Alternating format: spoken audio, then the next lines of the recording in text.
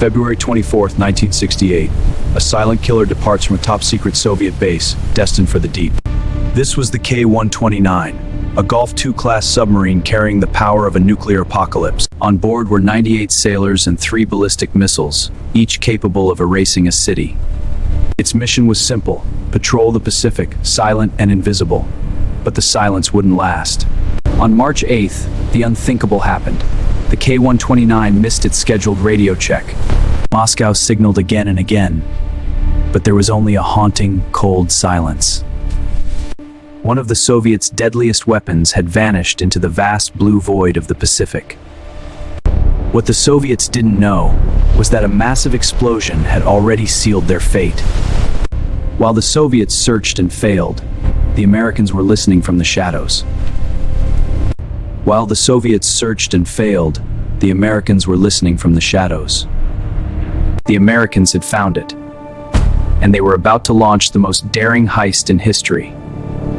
16,000 feet down, a depth where the pressure is bone-crushing and no light ever reaches. The goal? Steal the Soviet codebooks, encryption keys, and nuclear technology.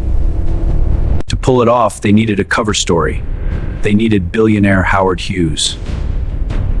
The world was told Hughes was building a ship for deep-sea mining. It was a $350 million lie. In reality, the ship was a giant floating machine designed for one purpose: theft. Hidden inside its belly was a secret door that opened to the abyss below.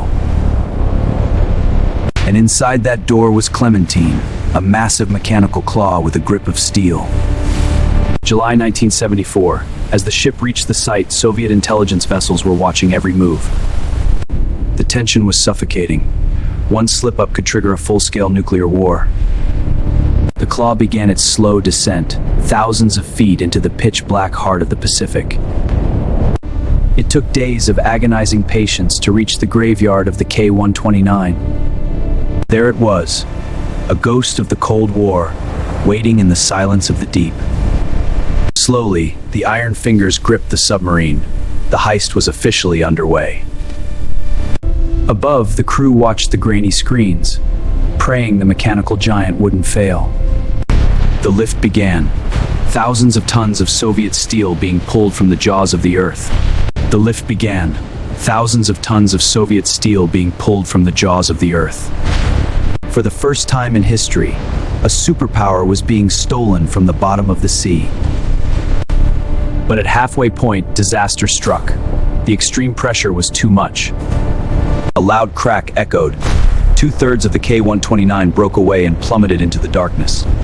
The most valuable prizes, the nuclear missiles, were lost once again to the abyss. The CIA was left with only the forward section, a partial yet historic victory. Inside, they found secrets that would change the course of the Cold War forever. They had recovered encryption machines and a rare look at Soviet nuclear design. They also found 6 Soviet sailors. Even in a time of war, respect was given. They were buried at sea with full military honors, a secret funeral in the middle of the ocean. In 1975, the silence was broken.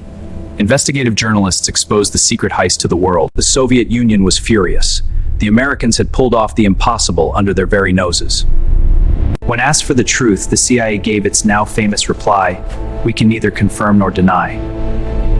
Project Azorian remains a testament to human audacity and the lengths we go to for secrets. I'm Meen, and this was the truth.